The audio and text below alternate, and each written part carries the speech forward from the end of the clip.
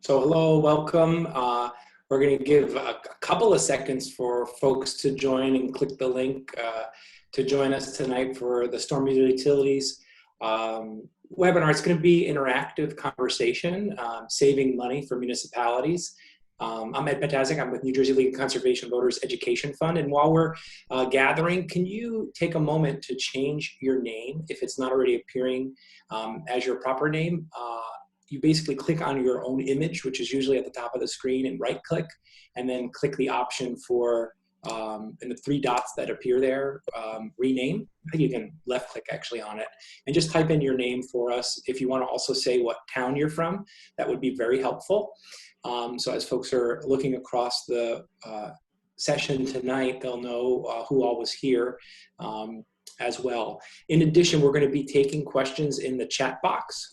If you haven't accessed the chat box before, it appears as like a cartoon bubble at the bottom of the screen, and sometimes you have to move your mouse a little bit to see it.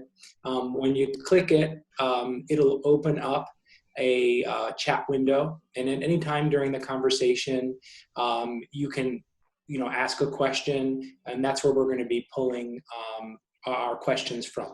So again, thank you guys for joining us tonight for our session on stormwater utilities, saving money for municipalities. And if you're just joining us, if you could click on the picture of yourself, the three dots in the right-hand corner, if your name isn't properly appearing, and put your proper name there and your town, that would be really helpful. I know some people are putting their names into the chat box as well, and it looks like the people who are putting it there also have changed their name properly as well, which is very helpful.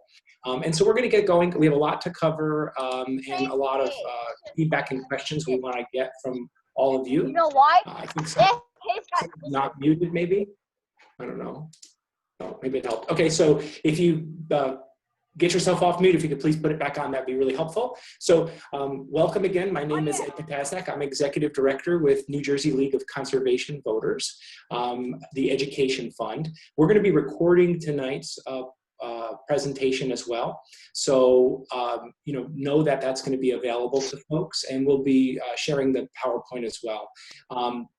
Just a little bit of background about us. The Education Fund for New Jersey LCV is a nonpartisan, tax-deductible nonprofit that protects our precious natural resources by raising awareness of key environmental challenges and works to increase the efficacy of the entire environmental community. Again, if you could take a moment to change your name in the chat, there's three dots next to your picture. Just click rename, and then put your full name in there and your town would be really helpful. And then again, we're taking questions in the chat box, which is at the lower portion of the screen. Tonight's webinar is put together with our partners at Flood Defense New Jersey, who work to address the quality of life issues that poor stormwater management causes. And we work to find solutions through cost-effective green infrastructure investments that mitigate these impacts. And I want to thank you all again for joining us for Stormwater Utilities Saving Municipalities Money, which we need now more than ever. For those of you who may have to jump off early, or for anyone else that may want to reference the presentation at a later point, the webinar is going to be posted on our flooddefensenewjersey.org website, and that's flooddefensenj.org, where we'll also be able to learn about potential funding opportunities for your locality. We have some grants available. In addition, immediately after this webinar, we're going to ask you to take a quick survey that we're going to send around to fill it out and know how we did tonight. By filling out the survey, you're going to be entered to win one of 3 $50 Amazon gift cards. So again, we'll be mentioning that at the end, but please do fill out that survey. We really want the feedback. Tonight's conversation is an exciting one with two experts about how, and in the time where municipal budgets and the economy are really up in the air, stormwater utilities can help municipalities save money. But first, I want to take a moment to provide a brief overview of stormwater issues currently facing the Garden State, and after that, we're going to have a discussion. At any moment during the presentation, please feel free to send a question in the chat box, and we're going to get to them, as many of them as we can tonight in the Q&A portion. But before we go any further, I'd like to introduce our speakers. First, we're joined by Adrian Bukhar, who's a professional engineer and financial services and practice area leader for Herbert, Rowland, and Grubrick. She has over 15 years of experience and a broad range of financial, program management, engineering design services for municipal safe stormwater and wastewater, as well as water clients. She's a member of the Society of Women Environmental Professionals and a Pennsylvania Water Environmental Association member. She was also named as Top 40 Under 40 in Central Pennsylvania. Herbert Roland Grubrick is an employee-owned, nationally ranked design firm providing civil engineering, surveying, and environmental services. And it was founded in Harrisburg in 1962 and has offices in Pennsylvania, Ohio, and West Virginia. And so we're really grateful to have Adrian on the call with us today to bring her expertise.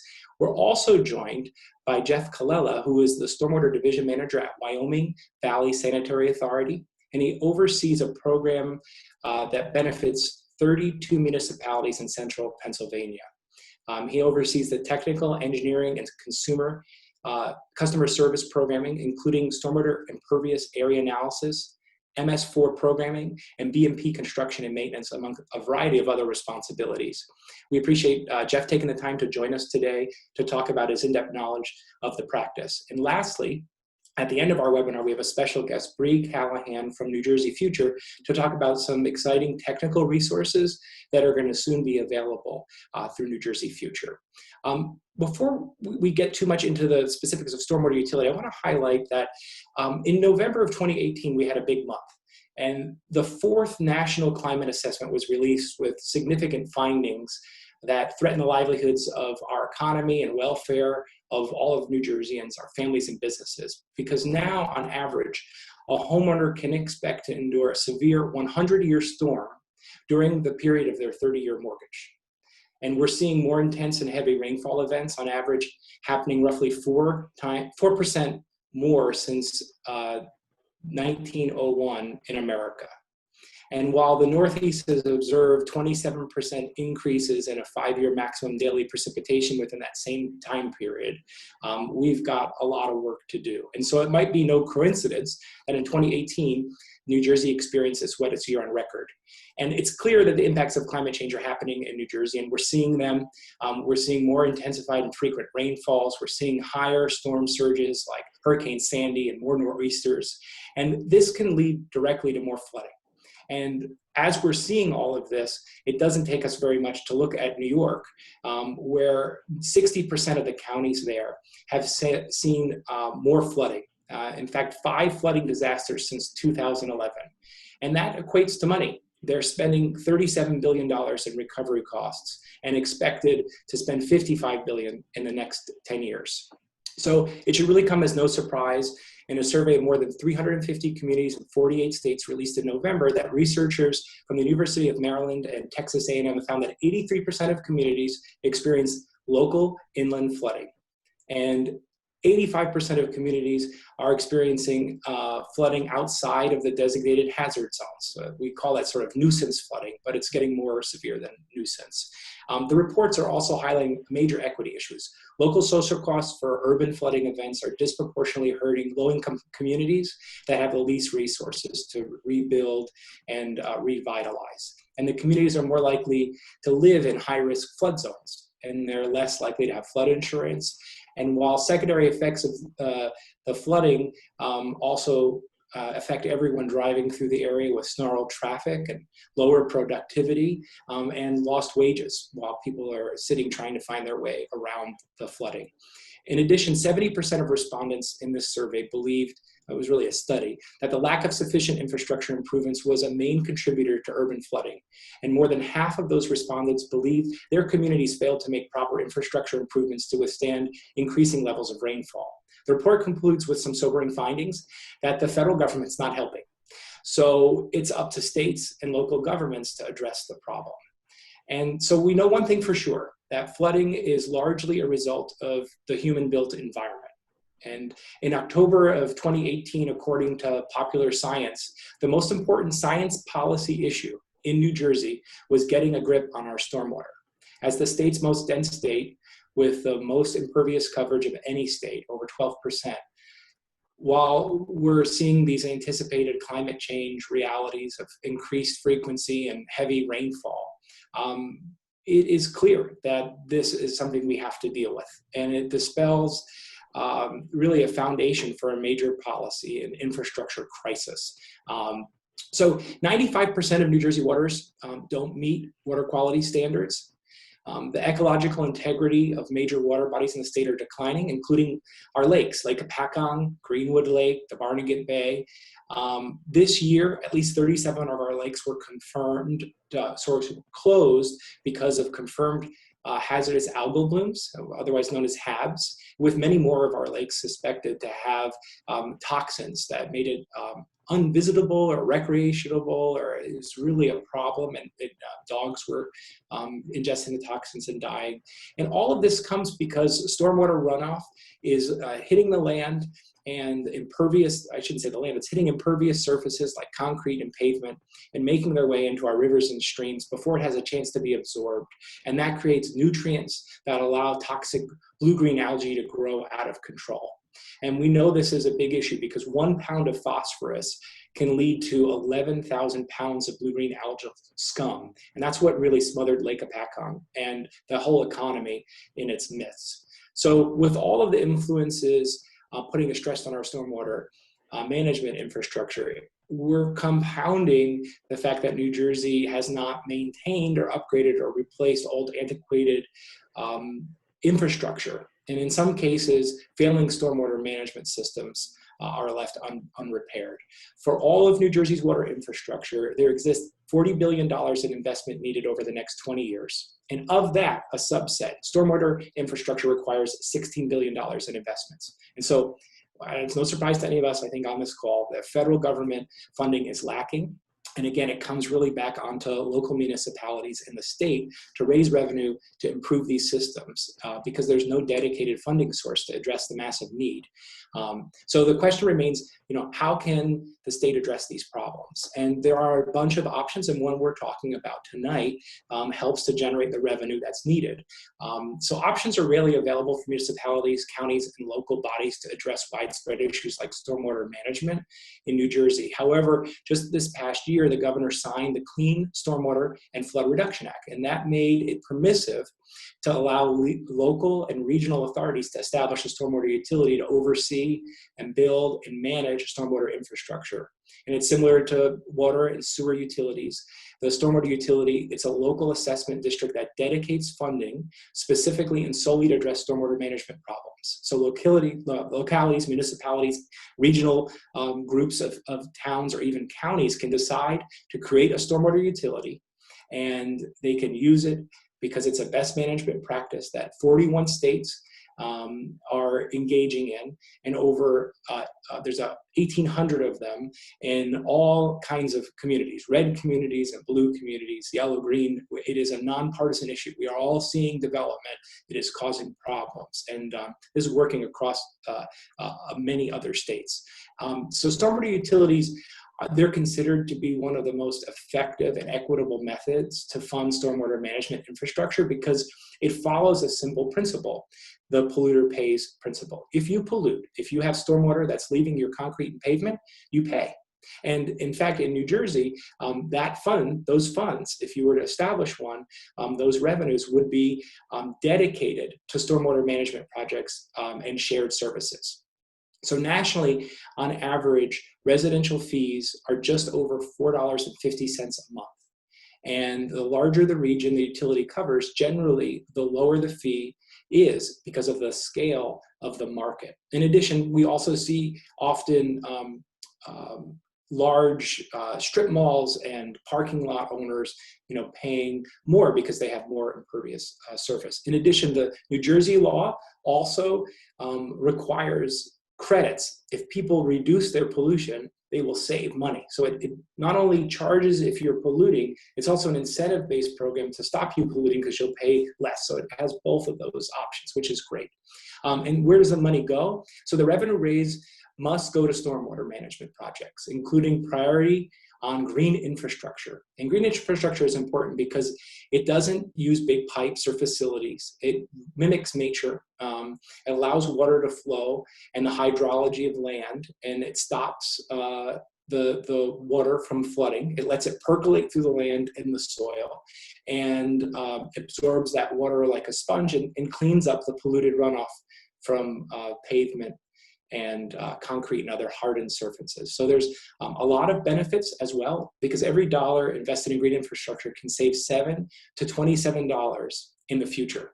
And it's been associated with better health outcomes, reductions in crime, and improved property values. So you can think about the folks who live along Lake Apacon. If you can't recreate, that value of that property is going to diminish, and the more frequency we see that, the more that's going to happen. So municipalities, cities, and communities all have to pay for important infrastructure obligations, and that can be hard when budgets are tight. So how can stormwater utilities help and actually save communities money? And for that part of the conversation, now that I've got the background out of the way, I'm going to pass it over to Adrian and Jeff to start the conversation. I think, Adrian, you're up first about how this can actually help municipal budgets and save homeowners and families money. Thanks, Ed. And I'm actually going to turn it over to Jeff to kick us off. Oh, it was Jeff. Great. Thank you. Sorry, I couldn't unmute, so that's okay. Can you hear me now? Yeah. Okay, thanks, Ed. I appreciate it. Jeff Colella. I am the head of the Wyoming Valley Sanitary Authority Stormwater Division in Wilkes-Barre, Pennsylvania, if you want to switch to the next slide. So I just wanted to talk quickly about who we are, Wyoming Valley Sanitary, why we got into this, how we got into this stormwater business, and then Adrian could go over some financials. So all of these towns make up our 50-year-old sewer authority, all the towns you see up, including the yellow ones. So we went to all of the towns that you see, and we asked them if they wanted to be part of the Stormwater Authority, Wyoming Valley Stormwater Authority. And 32 of the 35 towns agreed to join. And one of the reasons that a lot of these towns agreed to join is our record on our MS permits in these towns was very poor. A lot of the towns were not meeting their obligations, and DEP has enforcement in Pennsylvania. And this was a way for us to meet these permit requirements at the least cost possible for all the municipalities. So we banded together and we put in one pollutant reduction plan for 32 towns that counts for everyone. And we brought our costs down considerably, which Adrian will talk about. One of the reasons too that I think that we got into this situation, and I think Ed kind of mentioned it, when we see municipal governments that don't want to raise taxes and they aren't getting enough help from the state or federal government, what is the first place they cut? Do they cut the fire? Do they cut the police? No, they always go to DPW. That's especially in my experience. DPWs are cut to the bone because towns are trying to save money. They don't want to raise taxes. You don't get the fire, remove fire and police. People want those services. So anything that's under the ground, people don't think about it until it's flooding their house or their basement's underwater or their car can't drive over it. Other than that, people don't think about this kind of stuff. So there is a lack of maintenance, a lack of replacement on, sewer and water side. So we have 171,000 people that are in our Stormwater Authority. Some of the towns run from the city of Wilkes-Barre, which is 45,000-ish, to one town has like 150 people. So it's a pretty wide variety of town sizes, needs, manufacturing, things like that. And if you want to move to the next slide. So what do we do? What could you do? So WVSA joined together and became the permit administrators for all these towns, for the 32 towns. So what do we do for the towns for this fee? So we do the pollutant reduction planning. So we build, design, and will construct all the BMPs for all 32 towns. And DEP has given us the ability that if you're a part of this collective, any BMP built in any town cover all the towns. So we try to go for the biggest bang for the buck. So some of these towns, very landlocked up against the Susquehanna River, you know, they're built out, they're long time bedroom communities. You're not going to be able to build much or any BMPs in towns. In more of the township areas, which have larger areas or more commercial, there's more of an opportunity to build these BMPs, and they're a lot cheaper to do, and we can build them larger. So that's one of the advantages. We also do the operation and maintenance of all the BMPs we install, so the towns don't have to do them. We clean, and this is kind of what we got into the DPWs. We clean the catch basins in all the towns. We could camera them. We could assess them. A lot of the towns, for example, where we are now in Wilkes-Barre, Scranton area, when I was a kid, we used to have street sweeping. We had street sweeping, you know, Tuesday was the left side, Wednesday was the right side. My parents used to throw me the keys and say, hey, listen, go move the car so I don't get a ticket, a $5 ticket for being on the street, not street sweeping.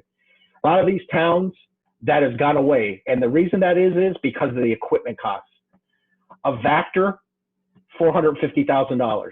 Street sweepers, and you have to be a specific street sweeper, at least in Pennsylvania, to get credit for street sweeping, $230,000 a piece. So these little towns with 100, 200, 300 people, when that street breaks down, they don't get another one. That's it. The service just ends. So we brought some of these services back. Instead of hand digging out catch basins, we have machines to do it. We brought street sweep back. Another thing that we've done is we have to map all the storm systems in all 32 towns, and we have a partnership with the United States Army Corps of Engineers that is a 50-50 partnership where they come in and they pay half and we pay half, and it's an excellent relationship that we have. And this is the kind of thing where you could have, if you get a relationship like this, you could have 20, 30 years worth of grants every year. So we're talking millions of dollars. And I'll give you an example. On average, in the past 4 years, just from the Army Corps, this relationship, we've got $870,000 in grants for doing the mapping. So, and then also we do we call them MCMs. Talking to Adrian, she said out there in New Jersey, you call it the statewide basic requirements. Public education, outreach, illicit discharge detection, enforcement, good housekeeping. A lot of this stuff was never done by these towns. I mean, if you saw letters from our DEP to these towns, it was 2 pages of violations. They never did a public education. They never did any outreach. They never talked about anything about stormwater. So, and we help the towns do their status reports. So they have to do a yearly status report to the Pennsylvania Department of Environmental Protection. We assist them in that. So if you want to move to the next slide.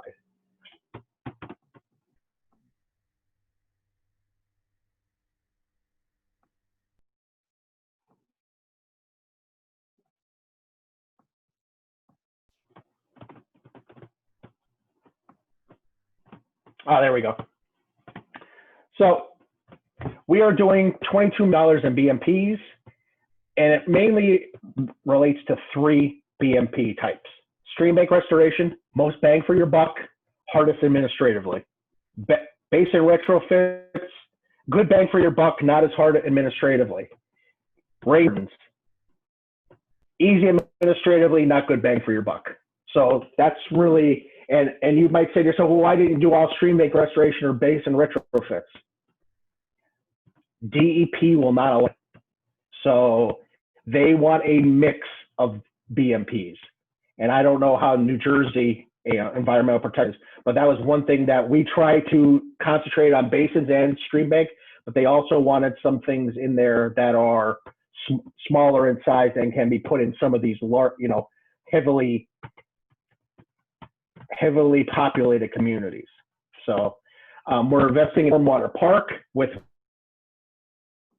donated 60 acres of land. We also have a thing called a municipal savings account.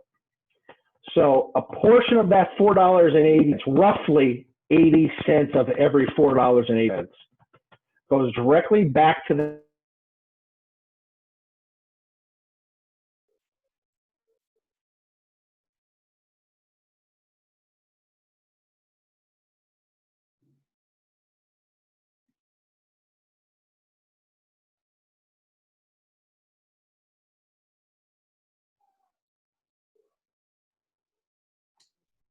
So Jeff, we lost you. I don't know if other people can hear him. We were being patient. in 4 years, we're going to give back $4 million. Oh, somebody lost the audio. We lost a little bit of what you said there, but I think we're okay with the slide. Okay. So we're going to give back $4 million to the towns overall, and we're going to spend roughly $8 million per year is our budget for everything: administration, building the projects, paying for the projects, and that results in an average $4.80. So 90% of our ratepayers pay $4.80 per month. And so it's $57.60 for an average house. And that's 7,000 square feet of impervious on the property or less. So, and that's 90% of our project. And this is just a quick look. If anyone's familiar with the Wilkes-Barre-Scranton area, Hanover Township, which is right on the edge of Wilkes-Barre to the south, a very large industrial park area due to its location by 80, 81, 84, 380. So there's a lot of interstates there. We estimate that we save roughly, over 50% over the first 3 periods, just capital cost wise. And if we flip to the next slide, on the, the day-to-day costs,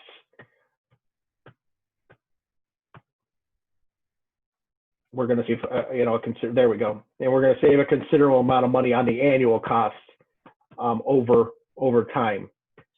So maybe Adrian, I'm going to throw it to you and you can give a little more into the financials of the Stormwater Authority and how it came about and, how much it can save for the towns.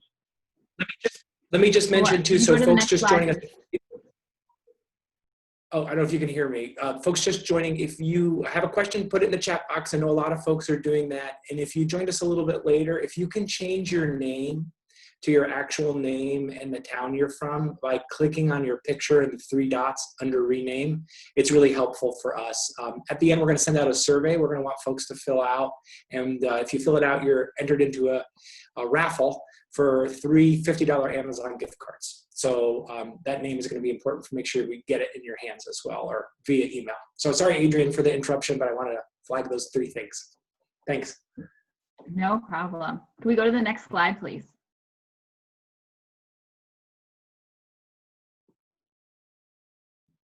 Thanks. So this slide further demonstrates how municipalities managing stormwater on a regional or county basis further save money. So if the 32 municipalities in WVSA service area were to solve stormwater requirements on their own, it would take 455 individual projects installed over the next 5 years. By coming together, larger, more meaningful stormwater projects can be implemented, which reduces the total number of projects to just 65. That saves the region from implementing 390 projects, which is a significant amount of administrative savings over the next 5 years. Similarly, the cost to implement the 455 projects was $69 million, whereas the 65 projects cost much less. So we're seeing a significant capital improvement cost savings over the next 5 years from the regional program. And when we expand the program out, we look at it over the next 20-year period, it's projected to save the region $247 million, which is a lot of money that each municipality can then invest in other community services beyond just stormwater. Next slide, please. So WVSA bills property owners based upon the amount of impervious area on each property, as Jeff previously suggested. So properties with 100 to 500 square feet of impervious area, They pay a fee of $1 a month. And then those with 500 to 7,000 square feet of impervious area pay $4.80 per month. And those with over 7,000 square feet of impervious area pay $4.80 per month plus $1.70 per 1,000 square feet of impervious area over 7,000. That means 90% of all the property owners are paying a fee of $4.80 per month or less, and that equates to $57.60 per year. And you can note, it shows on the slide that the approximate cost savings for residential property owners is 60%. So by paying a stormwater fee, residential property owners are saving 60% as opposed to paying for the same amount of stormwater costs through taxes. Next slide, please. So this slide talks more generally just about stormwater utilities, and there's multiple financial, administrative, and judicial benefits to forming a utility, but the financial reasons seem to be the leading driver for most municipalities. So those are the ones that I'm going to highlight today. One benefit is that stormwater utilities provide a dedicated revenue stream for stormwater improvements. We find that as infrastructure continues to age, the need for capital improvements and revenue requirements increase. A municipality's ability to invest in improvements may decrease over time as tax revenue remains relatively static, while the cost of improvements rise with inflation and regulatory requirements increase. So relying on general tax revenue for stormwater improvements, it just isn't practical for most communities. Simply isn't enough money to cover all the needs the municipality must address. And as we spoke about earlier tonight, stormwater often falls to the bottom of the list because money is allocated to more high-profile projects such as pavement rehabilitation, police, park improvements, and the like. So stormwater utilities overcome this challenge by providing a dedicated revenue stream that's not robbed for other municipal funding needs, and it allows for general funds that were going towards stormwater to be redirected to other municipal needs such as police, fire, roads, and other infrastructure. So a stormwater fee actually creates a positive cash flow to the municipality by removing stormwater expenses from the general fund budget. Next slide, please.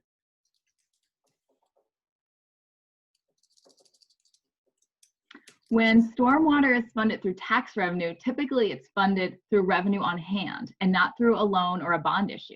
This is referred to as pay-go, and it has been resulting in a growing deferred maintenance need and municipalities putting off needed improvements just due to lack of funds.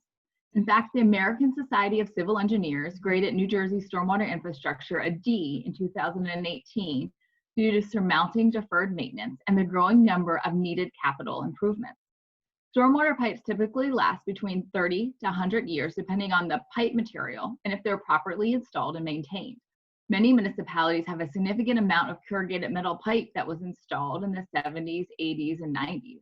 That pipe lasts about 35 years. So now, even in newer communities, most of the pipe will need to be replaced in the next 10 to 20 years.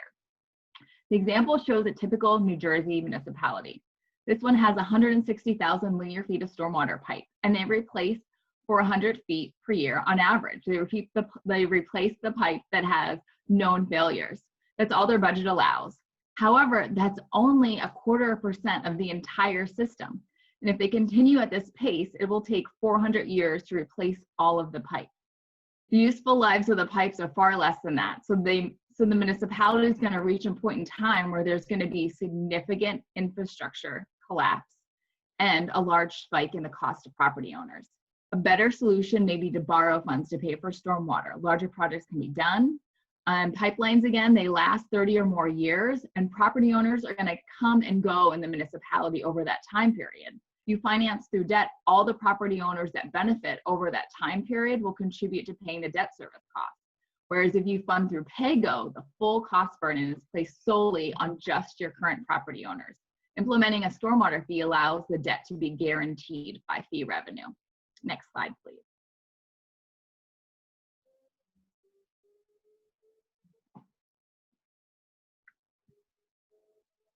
Next slide, thank you.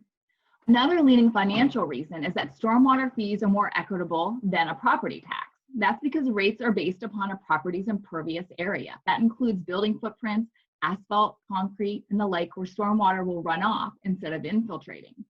Empirical studies show that impervious area is the best correlation to the quantity of stormwater runoff or quality of runoff generated by a property, much better than the assessed value of a property.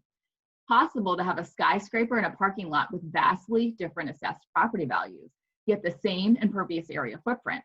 So they generate the same amount of runoff, but paying through taxes would be inequitable.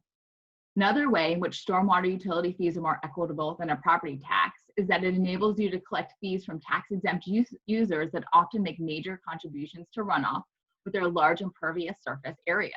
If you think about tax-exempt users in your community, it could be universities, hospitals, schools. A lot of them have large building structures and large parking lots, so they're contributing a lot of stormwater runoff to the local watershed, but currently they don't pay towards the stormwater costs since they're tax-exempt. These two reasons result in significant cost savings to residential users. As stated on the slide, our survey of municipalities shows that the average residential property owner will save 50 to 70% by paying a fee instead of paying for stormwater through taxes. And the other important aspect of the fee-based structure is that credits are given to property owners who make improvements to their property to reduce the quantity or improve the quality of stormwater leaving the property. This inspires people to install green infrastructure like rain gardens or buffers on their property and provides an incentive for businesses to reduce impervious surfaces, which leads to an overall reduction of stormwater managed by the utility and saves the municipality money. Next slide, please.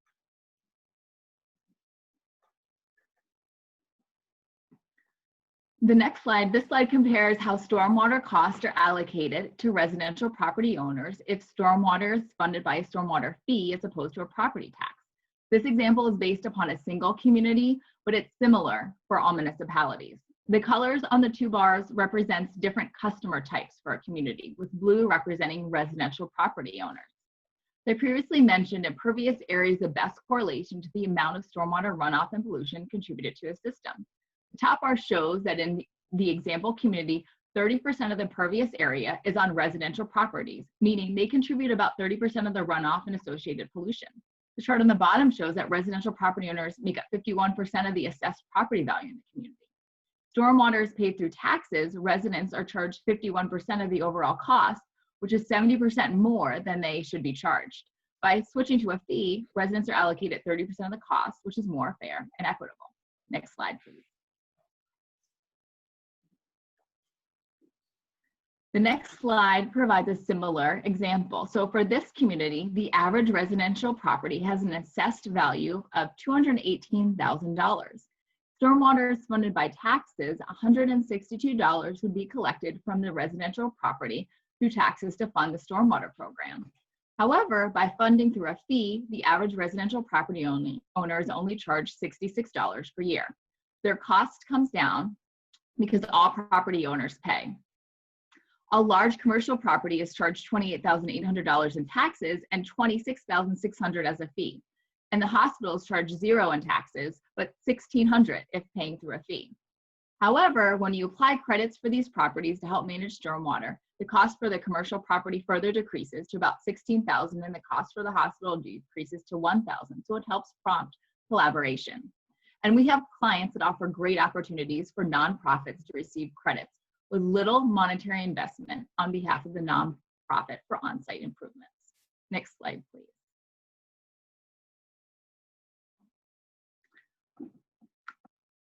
So the example on the last slide demonstrates that stormwater fees give property owners a say in how much they support and pay for stormwater service. When it's funded by a tax, they're charged based upon assessed property value, and the charge can't be altered if a property owner controls stormwater on site. With a fee, property owners are given a credit in the form of a % reduction off their bill when they collaborate, so they're incentivized to install green infrastructure. Our experience is that stormwater fees provide a great opportunity to work with property owners to reduce pollution, flooding, and meet regulatory compliance. Jeff can attest that for WVSA, the fee provides the interest and incentive for property owners to get involved. The theory behind it all is that if a property owner manages stormwater on their property, reduces the municipality's cost for managing stormwater, and that cost savings is given back to the property owner in the form of a credit. Next slide, please.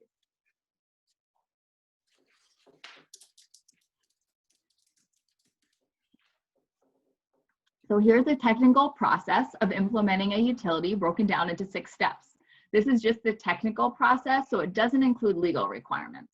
The first step is the Stormwater Management Program review. This is where the stormwater needs throughout the community are considered in terms of infrastructure replacement, new infrastructure needs, areas of flooding, local water pollution, regulatory requirements, and the like. A long-term vision of the system is created with the help of 5-year budgeting and capital planning. The annual revenue requirement to sustain the infrastructure in the most cost-effective way is considered. Next comes public education and outreach, which is critical to implementation. It's important to include public input throughout the process. In other states, when stormwater legislation was first passed, our clients felt using a stakeholder advisory committee was critical to the success of the program. So is educating property owners about the importance of water quality, benefits of public stormwater infrastructure, needs of the system, financial cost, and benefits of funding through a fee. This should be done systematically throughout the implementation process. It's important to collect impervious area data and consider the right fee structure for the community, and then develop a credit policy to consider ways in which property owners can appeal their fee if they feel it to be unfair. One of the last steps is adopting the fee ordinance and the credit policy. Next slide. So some tips for implementing the utility. First is completing a holistic assessment of the current program, identifying what the stormwater needs are and the associated long-term costs. Also, develop a future vision as to what level of stormwater service should be provided and what are the long-term goals of the program. Do this with feedback from the community to gain support. Developing a robust public education and outreach program, which uses a variety of communication methods throughout implementation. And don't try to rush the process. Most municipalities start off by trying to complete this in 6 to 9 months, but then realize a 12 to 18-month process is typically a better fit for the community. There's numerous benefits to managing stormwater on a watershed or county level, and these benefits typically outweigh giving up local control for stormwater management. So also consider working regionally or at the county level to implement a utility. Seeing in other states that COVID has really spurred counties to get involved, realizing that municipal tax revenue is going to be down over the next year, and that doing stormwater regionally saves money. So we're starting to see a whole lot of county-based and other regional stormwater programs starting up this summer. Next slide. This slide provides contact information for both Jeff and myself. So if there's any questions that we aren't able to answer during tonight's presentation, please feel free to follow up with either one of us. And there's also a link shown on that page for some additional information regarding stormwater utilities. And we'll make sure we paste this into the chat box as well, if folks weren't able to write it down that quickly. Before we get into our questions, I'm really excited. I've never been so excited about stormwater, but mostly I'm excited about the questions people have, really thinking about this and how it would work in implementation. Before we go over the Q&A part, I wanted to just turn it over real quick to Bree Callahan from New Jersey Future about their exciting announcement and resources. So Bree, you should be with us somewhere here. I am. Thanks, Ed. Thanks, Adrian and Jeff. As Ed said, my name is Bree Callahan. I'm the Policy and Research Center Coordinator for Stormwater Utilities at New Jersey Future. New Jersey Future is a member of Flood Defense New Jersey. We're a nonprofit, nonpartisan organization that promotes sensible growth, redevelopment, and infrastructure investments to foster vibrant cities and towns, protect natural lands and waterways, enhance transportation choices, provide access to safe, affordable, and aging-friendly neighborhoods, and to fuel a strong economy. And one of our main things that I'm working on right now is a Stormwater Utility Resource Center, and that's what I'm here to talk to you about. We're launching this online municipal resource center for municipalities and residents to learn more about stormwater utilities. As Adrian and Jeff and Ed spoke about earlier, stormwater utilities are increasingly employed throughout the country to help pay for the increasing costs and problems associated with stormwater management. With the passage of the Clean Stormwater and Flood Reduction Act, New Jersey localities are now enabled to establish stormwater utilities. So we're putting together this municipal resource center, which will house all the tools that you need to affordably and effectively establish a stormwater utility. And this will include public education resources, technical, financial, and legal information, including model ordinances, model shared service agreements, technical fee calculation documents, and a lot of the questions that you might have about establishing a utility. The Resource Center will launch at the end of June 2020. You'll be able to find that off of our njfuture.org website. The specific address is stormwaterutilities.njfuture.org. And actually right now there's even a placeholder there, and it has a link to our regional solutions for stormwater management document, which actually provides a case study on Wyoming Valley Sanitary Authority. So we're super excited about it. If you have any questions, please feel free to email me. My name is Bree Callahan. My email address is bcallahan, CALLAHAN @njfuture.org. Like I said, if you have any questions, please feel free to go to the stormwaterutilities.njfuture.org to check it out. Thank you, Bree. Appreciate it. In the chat, there are a lot of great questions. One came up, we didn't really talk specifically about combined sewer overflows, CSO communities. So just to be clear, a combined sewer community is when the sewage water in your toilet and sink mix with rainwater in your streets, and they're combined, and this is an older sort of system and more in our urban communities, and they go to a sewage treatment plant and they're treated the same. The problem is when it rains, you know, a fairly significant rainfall, but it's happening more and more frequently, the system is overwhelmed. When the system is overwhelmed, it can't process all of the sewage mixed with the rainwater from the streets and hardened surfaces, and then they open up a valve and they overflow it into the nearby waterway along the Hudson, the ocean, Delaware River, other rivers and streams. And there's so it's really an issue, and it's even more important in those communities, but it's important in all communities, because someone asked about the environmental impacts, and I'm sort of answering questions I'm not supposed to, but we're in like speed round, and these are fast. But the reason this is important for the environment is you drink water. We're made up of 80% water, and if it's clean, we're healthy.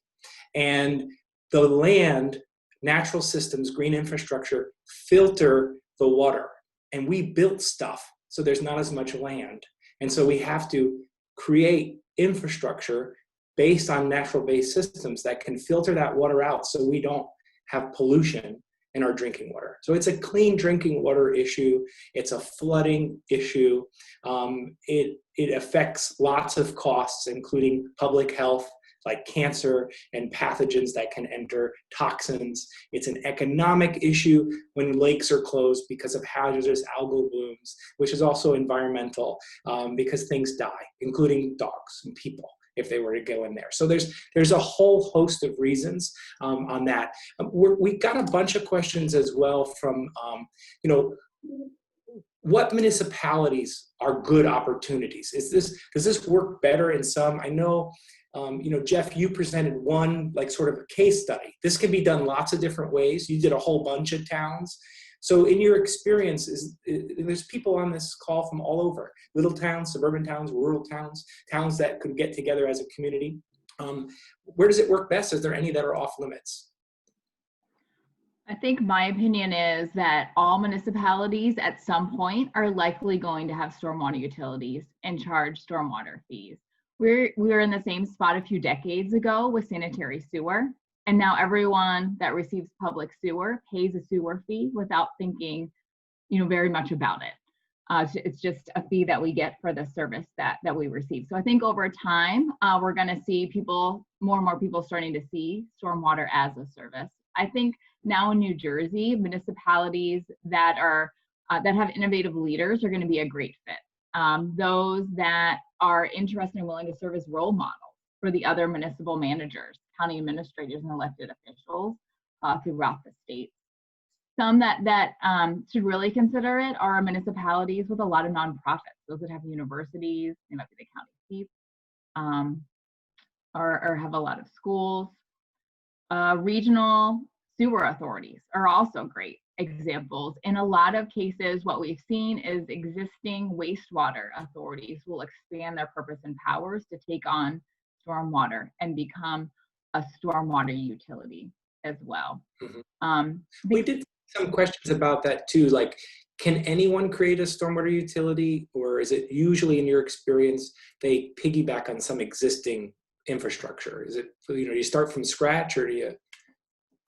I think that many do use an existing wastewater authority, and they'll expand it to also take on stormwater, because there's a lot of similarities into the types of equipment and the functions when you think about the conveyance pipelines and so forth that both the utilities use.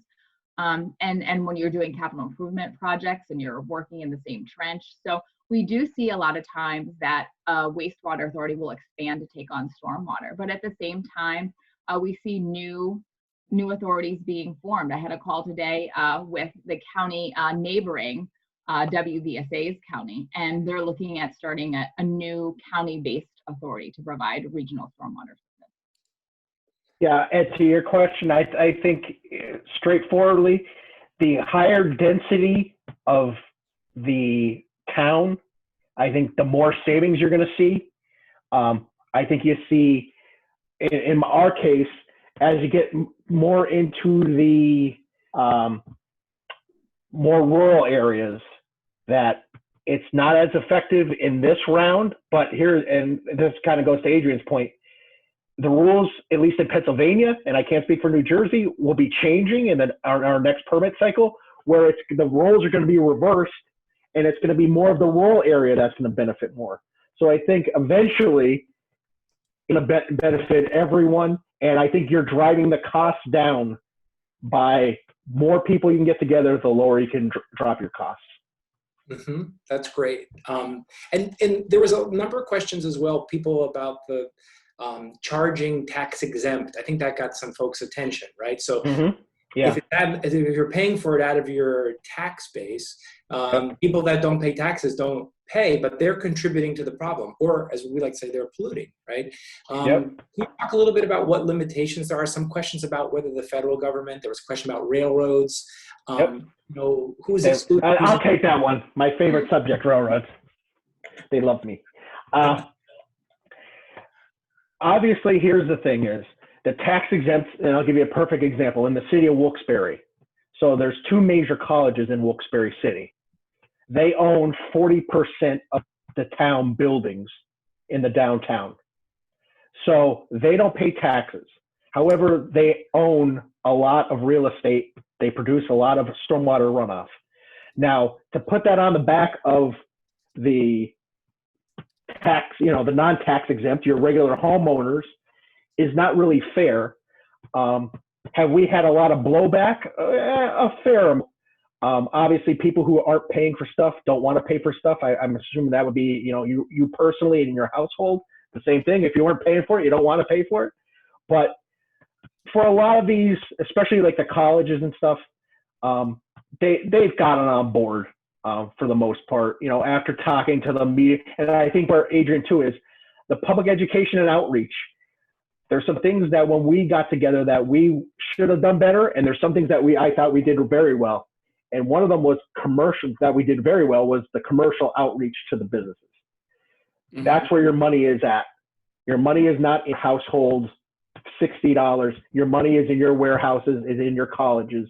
That is where, and we really made a concerted effort to reach out to them and to railroads. And I saw in the chat box, you can make up your stormwater authority however you want.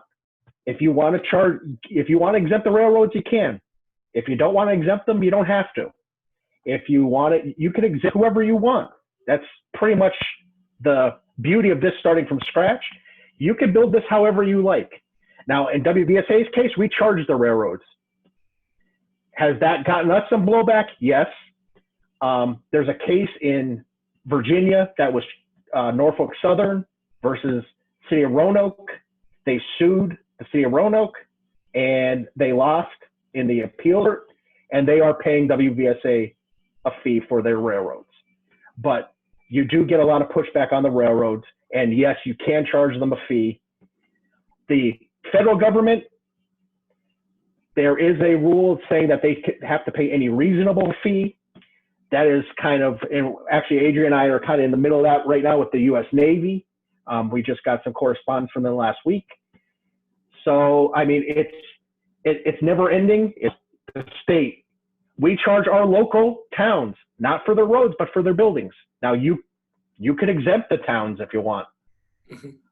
You know, it's really how you want to build it. That's how you can build it. So I know some of these questions are you know, getting into the weeds, but that's, you know, you can build it how you like. It's up to you. and what works for your town. In New Jersey, in particular, the agricultural lands are exempted. Yeah. And there is the Cardin Amendment at the federal level that says if any exemptions exist for a fee or something like that, then you can't charge federally. So there is a little bit of a technical question in our bill and sort of the law and how it's written. It might be a variable, and there also is an equitability requirement, right? So you can't go and say homeowners pay nothing, but they do contribute to the problem. So it needs to match how much people pay versus how much they contribute. So my next question is about, so people starting to have to pay, and in our case, in New Jersey, will have the ability to, we have to give them credits when they reduce the amount of pollution. So given that this fee structure is this, how seriously do people take it that now they suddenly start dealing with a problem that they would have ignored previously? How much does that change their mindset? And is there a way, do you quantify gallons of reductions that people have made voluntarily?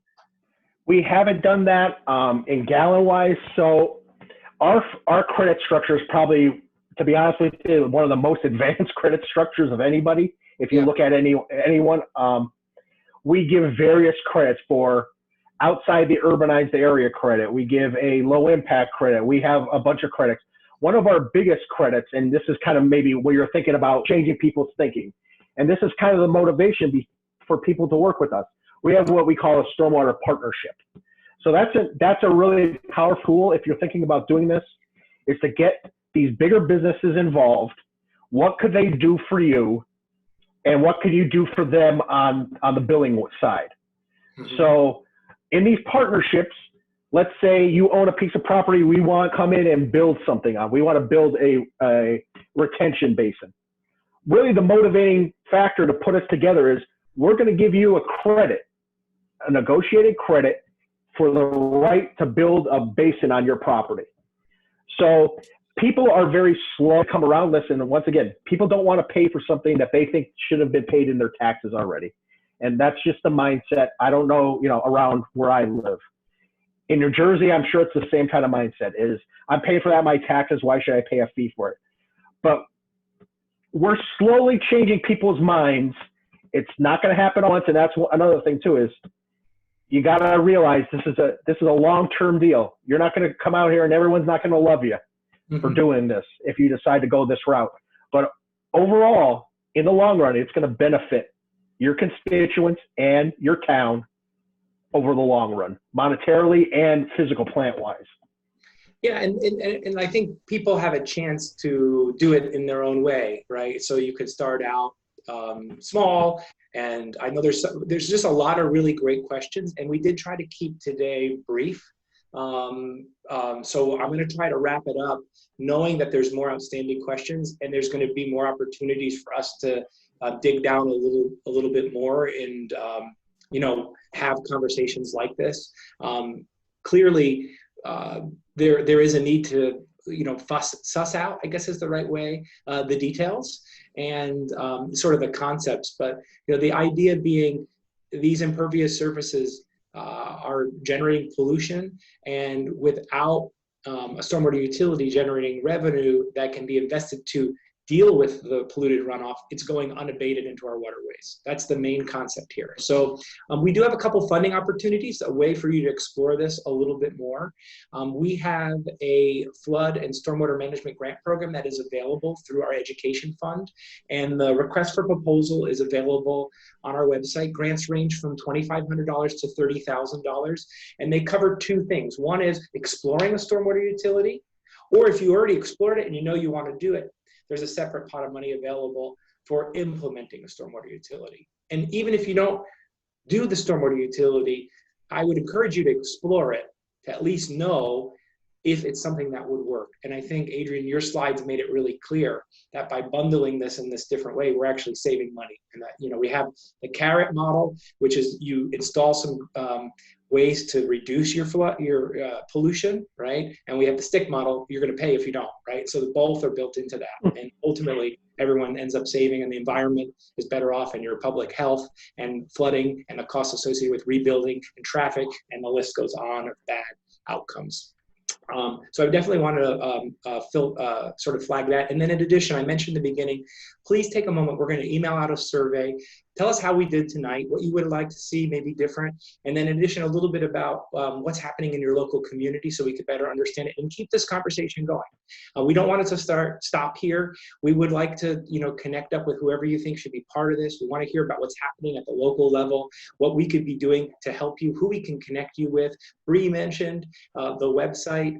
She wanted me to put a little plug in as well. They're going to do a webinar in July to train you on the resources that are available, who's the right people to be there. We want to stay connected and work with you on that. If you fill out the survey, you enter to win one of 3 $50 Amazon gift cards to make your working from home during COVID-19 more enjoyable, or I guess whatever you want to spend that money on as sort of an incentive. Please do fill out the survey. We're interested in hearing what you have to think. I want to thank our presenters today, Adrian, Jeff, Bree for joining us, and all of you. We had a great turnout. We knew it was going to be tight time frame. We actually went a little bit over. More conversations to be had. We're going to have them. Please stay connected with us and stay safe. And we look forward to working with you to address stormwater and any other environmental issues you might have. Thank you, guys. Thanks, everybody. Thank you.